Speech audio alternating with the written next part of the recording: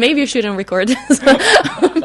And I wasn't expecting this. I never had this campus life experience, so it was very intense, and I really liked it. I remember my first interview was the worst, because it was my first interview in French, and I was thinking like, oh my god, this is gonna be terrible, and it was terrible.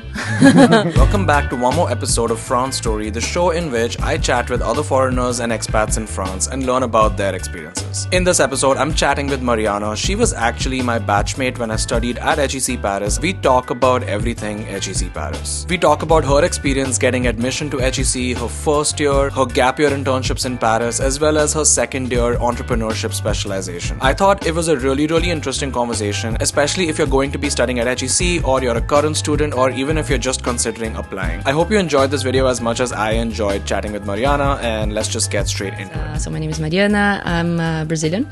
I come from São Paulo, and it's been almost 5 years I'm in France. Yeah. 5 years. Time flies. Time flies. Yeah, 5 years is a long time. Yeah. And why did you choose France of all places 5 years ago to move to? So basically, I wanted to do a master in Europe, but I wanted to be in a place that I could speak the language, or I could learn the language like easier. So I wanted to go to a Latin language country. So I was between Portugal, Spain, Italy, and France. But the place that I always wanted to like have this experience in Paris, live a little bit in Paris. So yeah, I think that's pretty much why. Even though I went to HEC, that is not Paris, but it was almost there. But yeah, it was more like to have this French experience. But why France specifically? I mean, like, did you have any ideas about it at that time? Were you like, okay, you want to live in Paris? I mean, I've been to Paris before, so I knew how it was, and I like, I don't know, French movies, I like French songs before, but of course, like the very stereotype of like Edith Piaf and all this. But yeah, but not that much, like probably it was just this idea of a French with a baguette and I don't know, living the dream in Paris, and it'd be nice to try, and but also like the labor market, it was good in Paris, at least like from doing some research, so it felt like the good match with the idea of a cool life, but also with a good job at the end or something. So. Right, and I think that's pretty important, right? Because I feel like in a lot of other like Latin countries, like France, and I guess like further south from France, the labor market is not really that great at this point. Right, like Spain and Italy, I think it's like much harder to get jobs there than it is in France, I guess. Yeah. And was that also the reason you decided to go to HEC? Like how did HEC come in? It was random.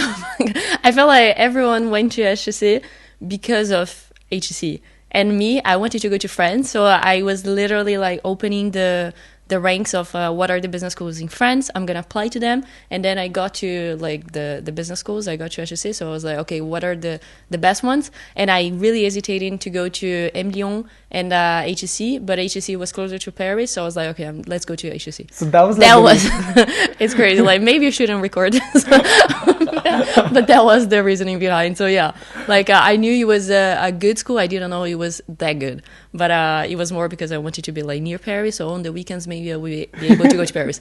Yes. And then you realize, like, after getting to HEC, that, oh wow, like, HEC is considered like this amazing school in France. Yeah.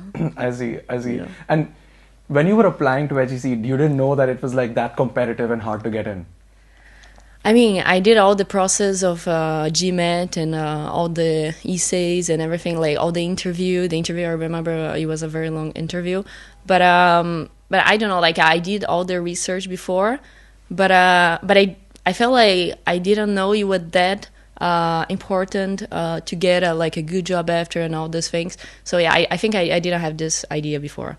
But in terms of like being able to get into HEC, like it's also hard to get in, right? Yeah, I had to study a lot for the GMAT. And, for the GMAT, yeah. Okay, cool. But I felt like I'm the kind of person, like if I want something, I do the plan, so how it's going to work, and I'm very, like, I have good discipline on executing the plan. Right, and I think, of course, like, if you want to get a competitive GMAT score, that's, like, super important. Like, can I ask you, like, what your GMAT score was? It was not a good, like, that good GMAT. I'll tell you, like, my GMAT, it was decent, it was not top. Like, there were people in HEC, I remember, they were, like, almost 800 or something. If 800 is the limit, like, they're almost like this. But my GMAT was not that good. But what I had, like, a good profile, it was the fact that I had a lot of extracurricular activities. Right. Like, my profile, I'm not the person that had, like, the best grades on earth. But I did a lot of things before going to HEC. So I would say in my interviews, it was really a very, I don't know, complex profiles in terms of I spent 2 months in Budapest doing volunteer to teach kids Spanish. I spent 6 months in Austria. I participated in art and association. I participated in like many things. So yeah, I think it was more the diverse background of doing like different things that put me into. I think that makes a lot of sense because I feel like I think a lot of people just think that to get into HEC, like you just need like really good academics, and if you don't have them, you're kind of like out of luck. But I feel like they really look at everything. Yeah. Because I remember for me it was kind of like a similar story of like going to HEC. It was like, okay, I had already been to HEC before for summer school. So since I'd already been to HEC for summer school, I knew about the school. Okay. But I didn't know that it was like this amazing top school in France where like if you're from HEC, everyone's just like, whoa. Like I didn't realize that. And so when I decided that, okay, I want to go to France for my master's, I just looked at the rankings and I'm like, HEC is there. So let's just apply for it. And same thing, like I've worked hard on the GMAT, I've worked hard on my profile, and then I got in. And it's only after that I realized that, actually, like it's pretty competitive to get in. Yeah, I would say so. And of course, like, you have to have a good GMAT, but it's not everything, It's like a mix of different things. So they look of the whole profile, for sure. Yeah, for sure, right? Yeah, makes sense. And speaking of HEC, like, how was your time at HEC? It was really good, yeah. Actually. I mean, I did the master in management, so the first year it was very international. We were on campus, so it was a very specific bubble, living on campus all the time, everyone together. And I think like the fact that you're on campus, you create your family there. It's very different because I feel like if you live in a big city doing your studies there, you have your friends, but you're also very connected to the city. And the fact that we are on campus, we are always living the campus life. So you're always meeting the same people, and every single day you do the lunch with them, you do the course with them, you do the dinners with them, you do the parties with them. It's everything like all the time together. So you really create it as a family. And I wasn't expecting this. I never had this campus life experience. So it was very intense, and I really like it. Yeah, it's true though, because I feel like HEC, it's like, one is that it's a campus life, and second, it's also that it's so far away from the city that you can't really go back to the city so easily. Like, it's not something that you can like do on a daily basis. So you're kind of like stuck on the campus. For the better or the worse, right? Yeah. And I think because of that, you're able to develop much closer relationships with people. It's very like, kind of in the middle of nowhere. So you have even a farm next to it. I don't know if you've been to the farm. Le Farm de Beltin. Yeah. Yeah, I've been there once or twice. It's a nice place, yeah, true. Yes. But it was very different, Moving from São Paulo, like, I mean, you come from a big city as well. So moving from São Paulo, like a huge, massive city, to Juian Josas, it was a big change. Yeah. It was a big change. And was that a challenge for you in the beginning? Like, moving to Juian Josas in your first year? I mean, I'm not gonna lie, yes.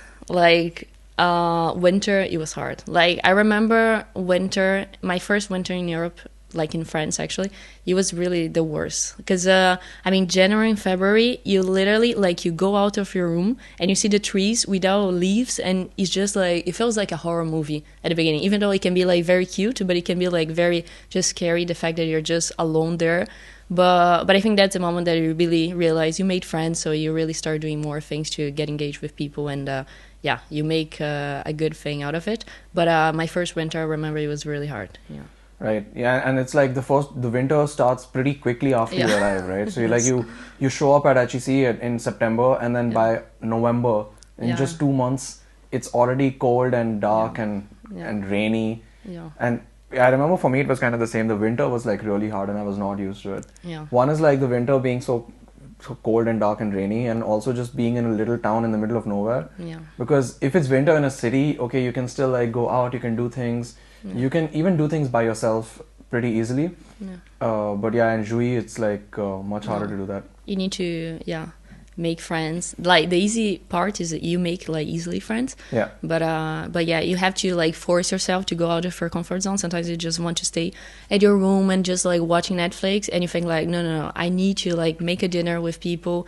But the good thing, you do like different things. Like, since you're there and you have so much time to just spend time with friends, you do different things. Like I remember people used to make how does it call? But it was like the running dinner. Yeah. So you do like the entrée with like at a room, and then you do like plat with like another like group of people, and then dessert with other group of people. And I remember I participated on this very last minute, and because some German friends invited me, and I was like, okay, let's go for it. So like it was such a different experience. So and then you just do things that you like were not expect to do, but you go out of your comfort zone and you just make the most of it. Yeah. That is so true. I feel like I think that was for me also one of the favorite parts about HEC was that you just did so many things that were so new and different. Yeah. Right. So just like the running dinner, like what were some of the other things that you did which were like out of your comfort zone at HEC? I've never been to Asia before, and then I was like, okay, you know what? I'm not gonna be just in the normal expected association, so I want to try something different. So we did a gyoza workshop, so like learning how to make gyoza. I never like did this before, so I felt like if you just put yourself in different situations, you learn so many different things. So I feel like all the international aspect of HEC, so the HEC Asia was very different for me. I also created with another Chilean friend, we kind of reactivated HEC Latin American Club. So we did some pre-drinks, more Latin vibe. So it was really fun. I also participated in an association to organize HEC Seed. So it was a startup competition, like a pitch competition, with a lot of French people. So at the beginning I was like, okay, maybe it's gonna be more French than expected, but at the end they were very welcoming, and it was I think the first association, the first experience to be in a more French environment, which was very positive. It really looks like you did a lot of things, and all of this was in the first year. Yes. Okay. I like to do many things. Yeah, I can see. I don't know how you feel about this, but I feel like that's true for a lot of students at HEC. Like I feel like a lot of students are very like self-starting. Yeah.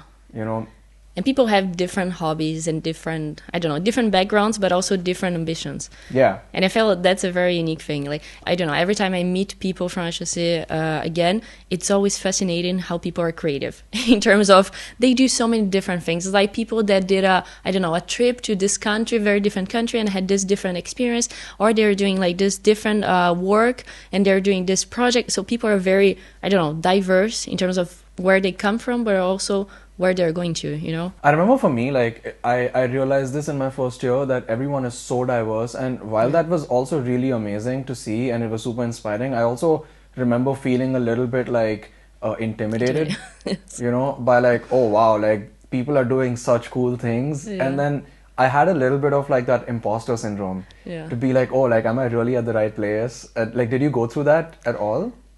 Yes. Oh, you did as well. Okay. Yeah. I felt the first week especially, I remember like being at class. I don't know. I remember like professors asking like, oh, what do you think about this? And then there were like 30 people raising their hands and like they're giving their opinions and they're being like very critical about many different things. So at the very beginning, it was very intimidating in terms of like, okay, everyone is so ready to talk. Like people have an opinion. People want to engage in conversations. So at the beginning, it was very intimidating in terms of like, maybe I was a mistake. Like, were they sure that they like put me into here? But at some point, you just realize like, okay, this is where like why I came here, and this was like the reason I was accepted. So yeah, getting over your imposter syndrome, it's part of the process. But yeah, at the beginning, it was very intimidating. Right? Yeah. Okay, because I'm glad to hear, because for me it was the exact same thing, and I feel like a lot of people who I've spoken to at HEC, they also had the same thing. And I think it's like, even the ones who are raising their hand super ready, maybe they also have the same thing, you know? Yeah. And I think that was one of the very interesting or unique things about HEC, is because as both of us realized after we got in, that it's a really competitive school to get in. Yeah. And so everyone who's there has like really done, at least I get this feeling that everyone who's there has done something special at some point, you know?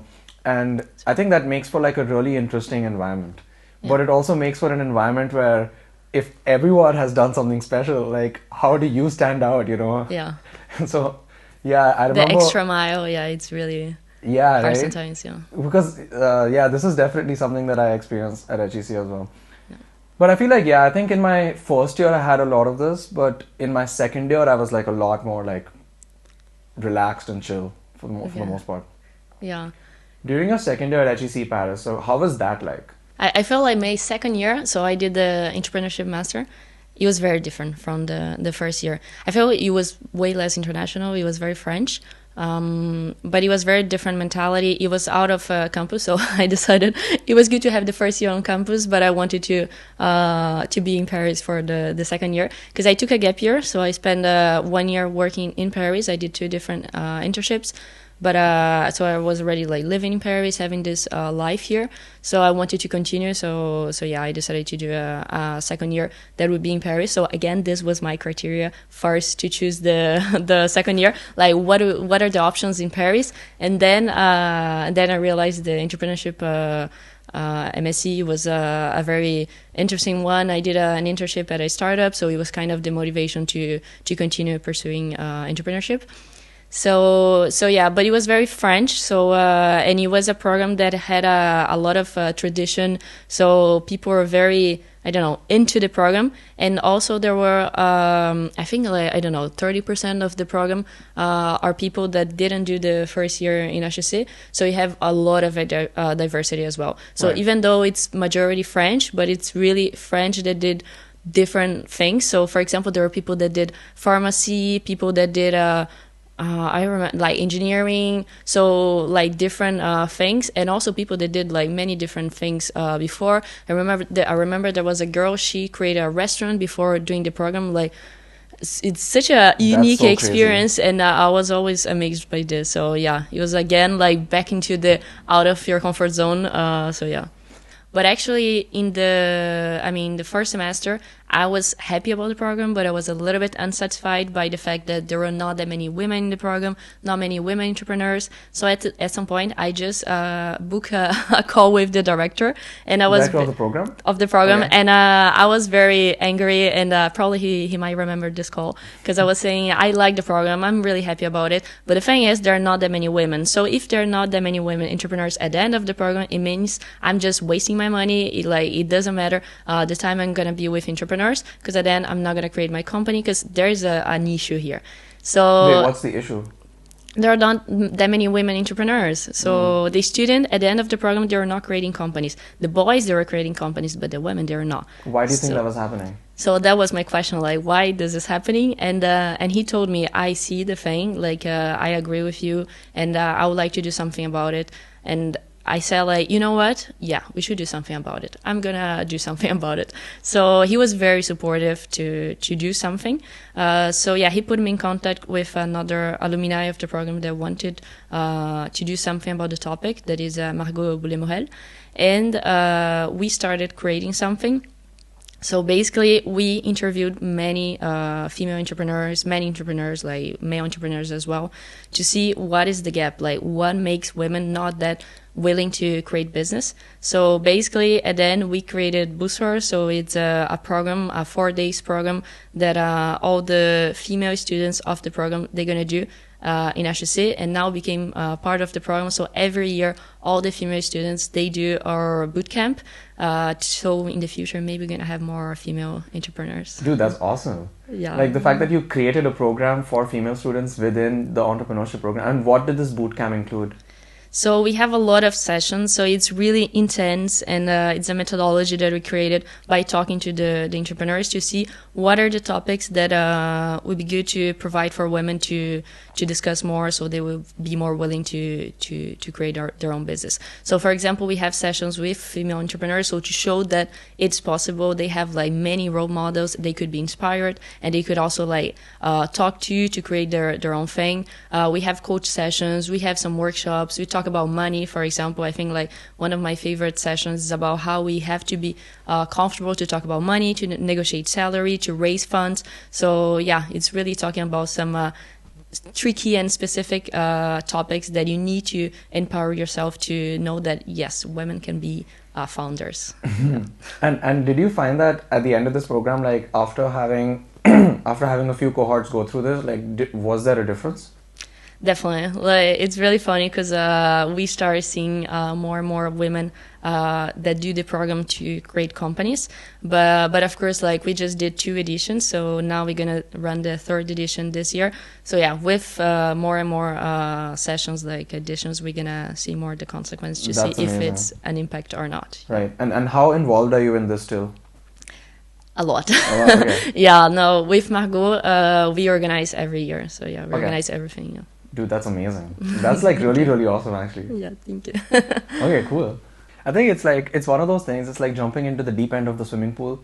It's like, it's a little scary at first, but then eventually you learn how to swim. Yes. And then you're fine. Yeah, you know? Actually, that's the theme, like the slogan of the entrepreneurship master. They always mention like throw them into the water and they will learn how to swim. So yeah, that's it. I think that's like the summary of how it was my second year. I want to talk about your gap year. Mm-hmm. So you said you did 2 different internships in Paris. Yeah. How was the process of finding your first internship? My first internship, so basically I did at a startup. So I wanted to try this environment, and actually I wanted to be in a very French environment, let's say. So first I was checking places that I could force myself to speak French. I was already learning French, so I had some intermediary advanced background, but I wanted to be in a place that I would be with French people to really use the gap year to kind of improve my French level.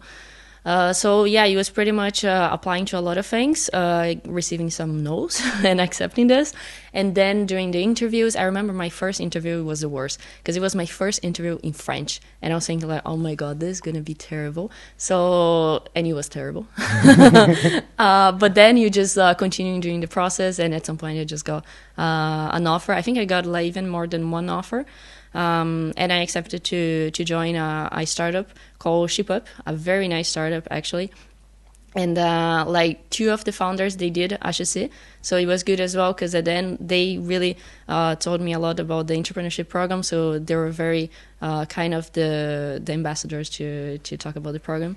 And but at the same time, it was a French environment, but there were some internationals. So at the end, it was kind of in between. I remember the first months.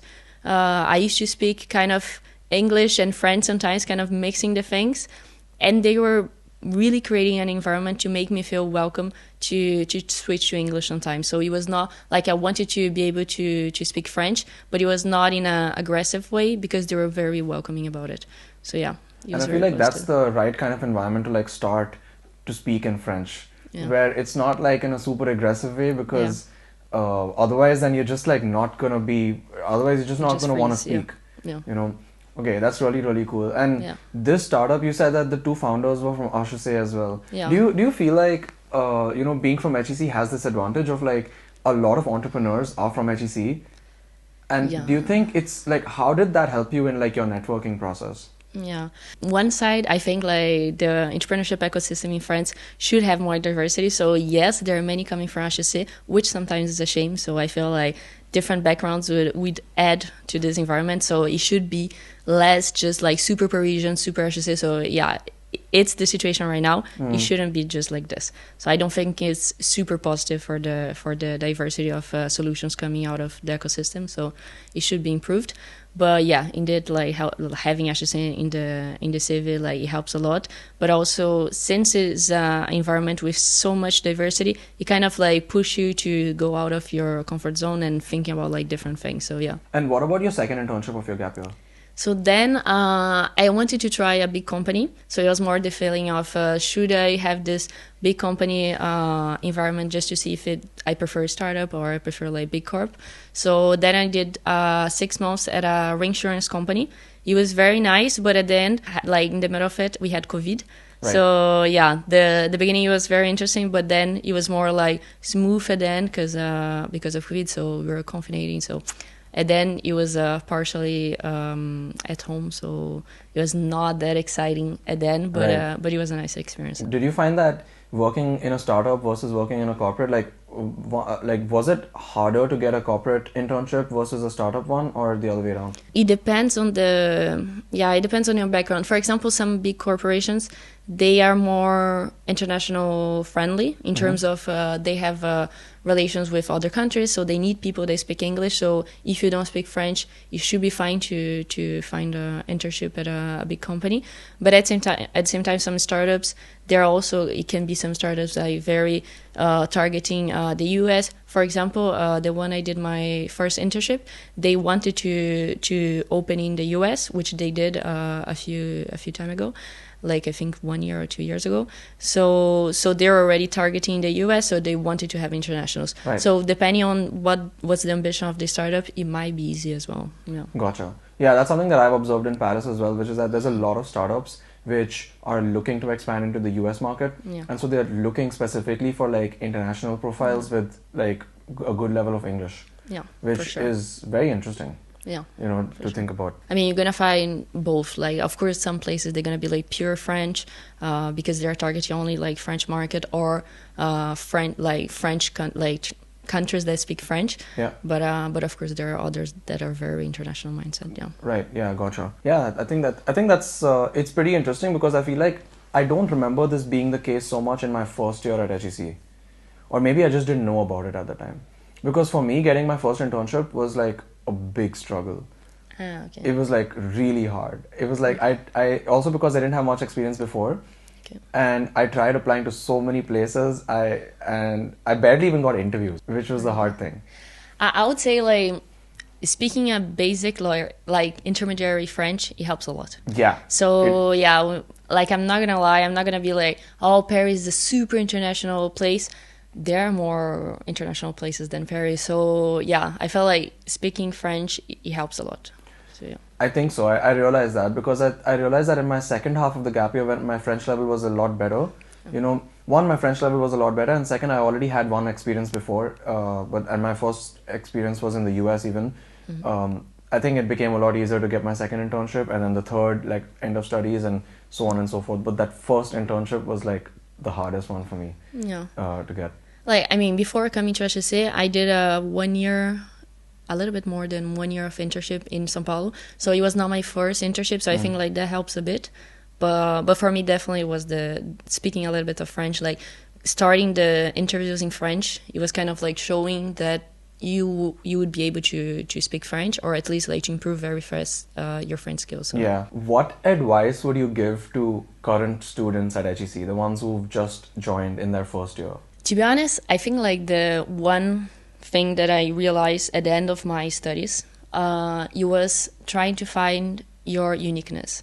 And to be honest, I feel like at the beginning of my studies at HEC, I was really trying to learn French. I was trying to understand the French culture, understand how it works in terms of soft skills in the French society. So I wanted to be very much a part of this. But at the end, like, having my unique aspects, it's what make me like different from people, and it's gonna like put me forward.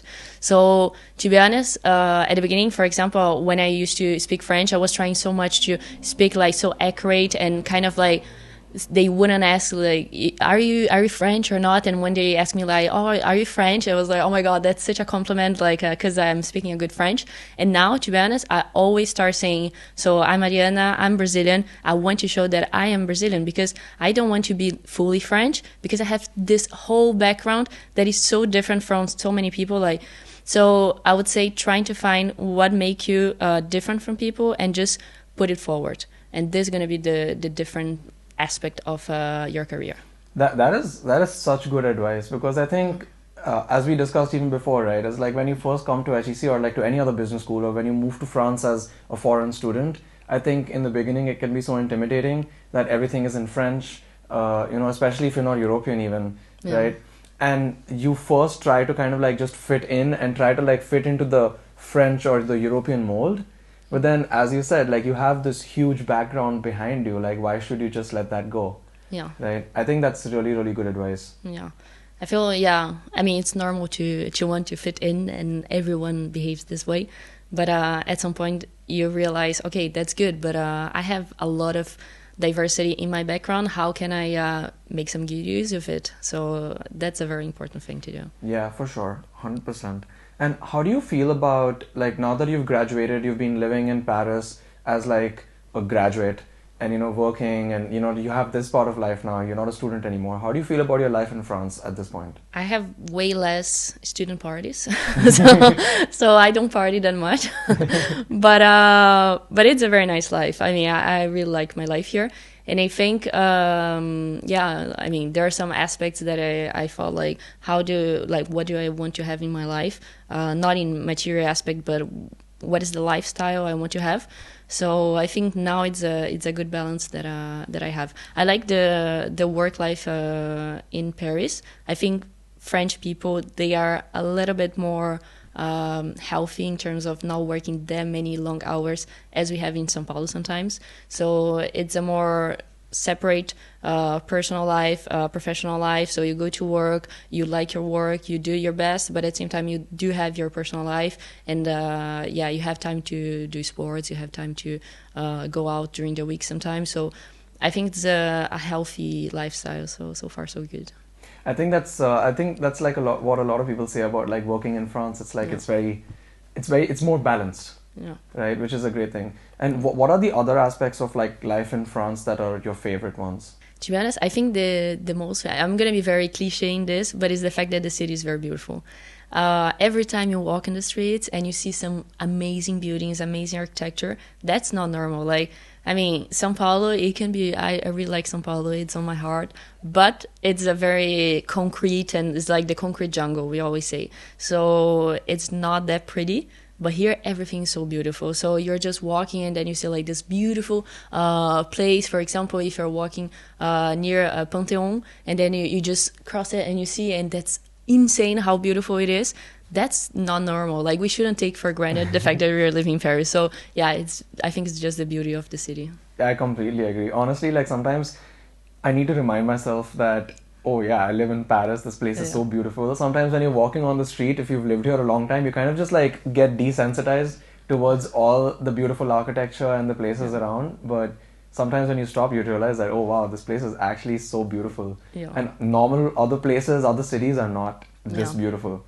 And I had to mention, I like to eat, and the food here is just amazing. Like the restaurants, the boulangerie, the croissant, baguette, like that's a whole next chapter, but it's insane. What's your favorite food here? To be honest, I really like raclette. So the melted cheese, and it's not super healthy, but but it's really good. Yeah. Do you go out to eat pretty often? Yeah, I think like in São Paulo we have this habit of always going to restaurants. So I think it's a culture very strong there to go into the restaurant very often. And I do this a bit in Paris as well. So, and normally, like, what kind of restaurants do you go to? A lot of French restaurants, but also there are a lot of Italian restaurants in Paris. So yeah, good pizza, good pasta, yeah. On the other side, like, what are your least favorite parts of living in Paris or in France? I think people can be so negative sometimes. It can be really heavy how people are always complaining, which has a good side in terms of if they're not happy with things, they're gonna fight for it. So I think that's this whole, really arguing and having your arguments for some things, which is very positive. Yeah. But on the other side, it feels like they're just never happy. Like when it's never enough, you just spend your whole life just complaining. So it can be really heavy sometimes. Very different from Brazil. I think in Brazil we are more, it's like, it's bad, but we are just happy about it and we are grateful. And here it's so good, but people are still not happy enough. So yeah, I feel the lack of gratitude sometimes, Yeah, I can understand that. It's like, as you said, it's the reason why a lot of things are but it goes both ways, right? The reason why things are good is because people complained about them at some point. Yeah. I think that could be true, right? But it's like you can't have one without the other. Yeah. Is what I feel. Because I know in India it's kind of the same way as Brazil too. Like I don't feel like people complain as much about things, even though things are not really the best or they're not perfect. But I don't know, I can definitely understand that over here. Like sometimes the negativity or like the dissatisfied feeling, it can be a little bit like, okay, you know what, I just want to be happy in my own bubble, you know. Yeah, I totally agree. So yeah, just It's a sunny day, blue sky, so I'm happy about it. And yes, the metro is taking a little bit longer than expected, but it's fine. So yeah, a little bit more acceptation and just being grateful for life would make good. But at the same time, yeah, indeed, like in Brazil, we have so many issues and people are just not complaining enough. So maybe a mix of both would be perfect, but we cannot have everything. Like, yeah, so, yeah, totally, of course. Okay, the last question would be, what advice would you give to people who are considering moving to France, either as a student or to work here? Learn French. To be honest, I'm going to be very straightforward in this one. Yeah, I mean, learn about the culture, learn about the country, but definitely try to learn French. It makes your life easier. French people, they are very nice. They can be very open, but definitely if you do speak French, they are way nicer. So, yeah. Yeah, I can understand, and I honestly completely agree. I feel like that's the number one advice I would give to anyone who's planning on moving here too. If you're planning on staying here for longer than like 6 months, like really invest in learning French, or like learning at least like a basic conversational level of French, right? Like even to a point where you can like order things at the restaurant, that's already more than zero, and that's already good. Hey, thanks a lot for watching this video. If you liked it, give it a thumbs up, it helps me out a lot, and otherwise hit that subscribe button for more content about expat life in France. If you're interested, I also have 3 other interviews of the same series, and you should go check them out. The link is in the description, or they'll just be somewhere around here. Just like click on them. Alright, see you guys in the next one.